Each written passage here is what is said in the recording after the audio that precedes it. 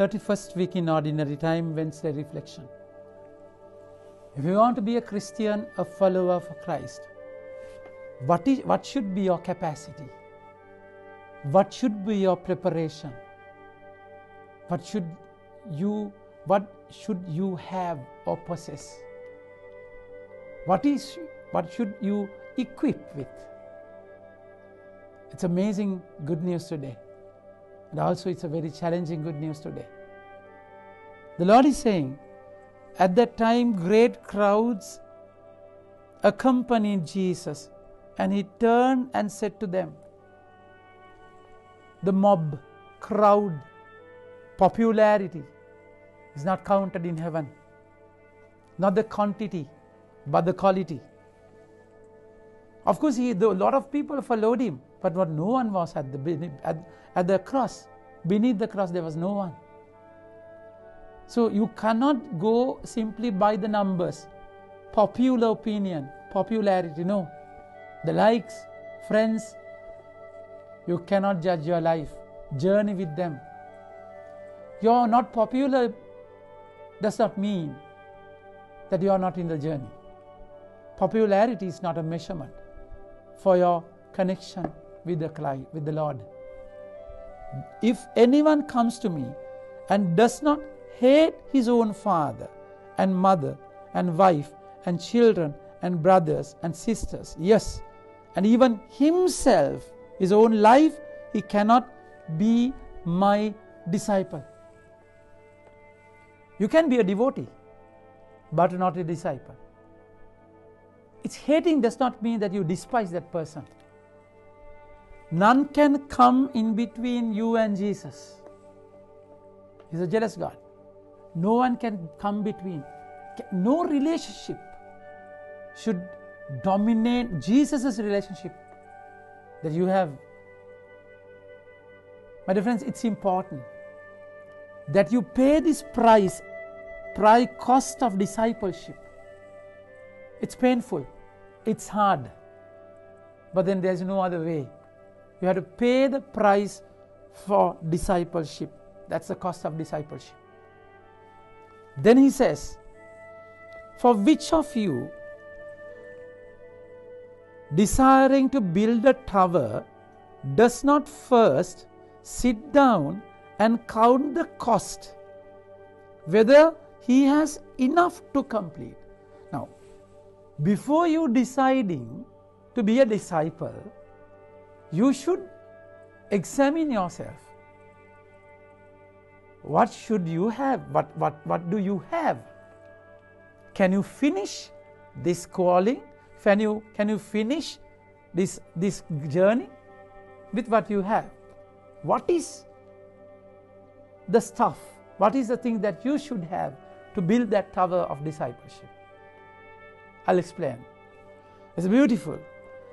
Otherwise, when he has laid a foundation and it's not able to finish, all who see it begin to mock him, saying, this man began to build and was not able to finish. Oh, what, my dear friends. So you stop halfway because you do not diagnose yourself properly. What you should have for discipleship, the tower, to build a tower of discipleship in your life. The second example, or what king going out to encounter another king in war will not sit down first and deliberate whether he is able with 10,000 to meet him who comes against him with 20,000? Oh, if you clearly know that that enemy has 20,000 personals and you have only 10,000, you're a fool to go and fight like that. So if you want to fight the world, if you want to fight the devil, this combat in discipleship, first you should know what you have. That what you have is not what you have in the world. It's different. What is your capacity? What is your capability? What should you equipped in this journey of discipleship? And if not, while who comes against him with 20,000? And if not, while the other is yet great way off, he sent a delegation and asked for terms of peace.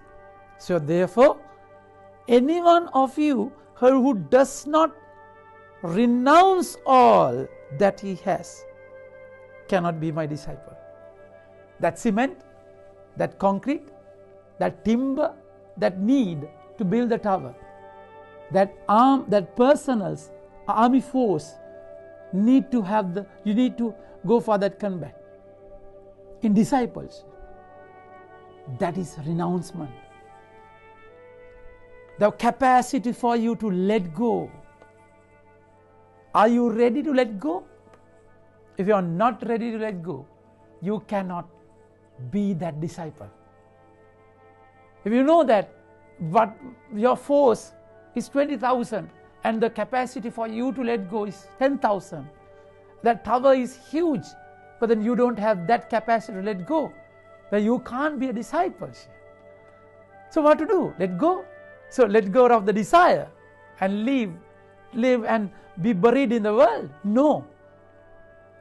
You send a messenger.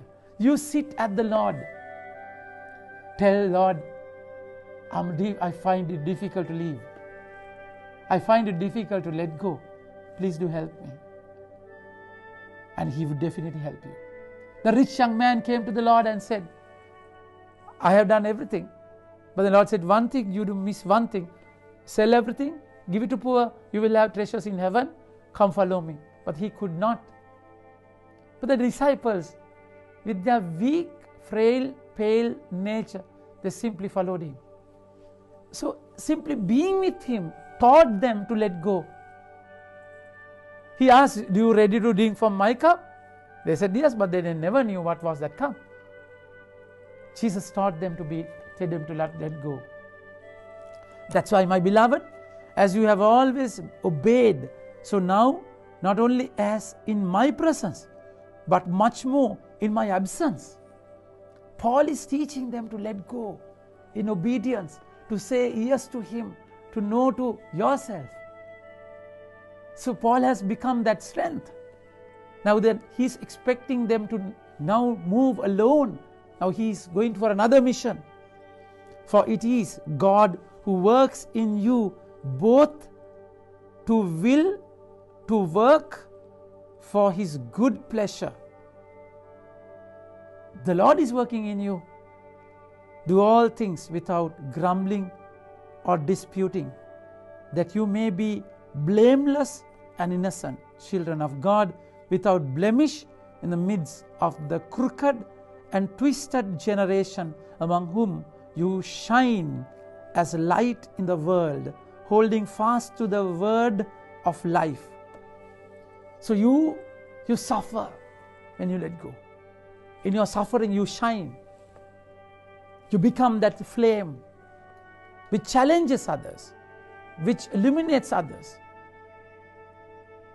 which of course teach them a lesson, the way of life that you are living. So that in the day of Christ I may be proud that I did not run in vain or labor in vain. Even if I am to be poured out as a drink offering upon the sacrificial offering of your faith, I'm glad and rejoice with you all. Likewise, you also should be glad and rejoice with me. In Greek, sacrifice, my dear friends, that oil is poured upon the prey. The Paul is saying, I'm like that, but I rejoice in my sacrifice. So ask the Lord, if you are too greedy, if you are too selfish, He will definitely help you to be equipped in that journey of discipleship. Amen. May God bless you.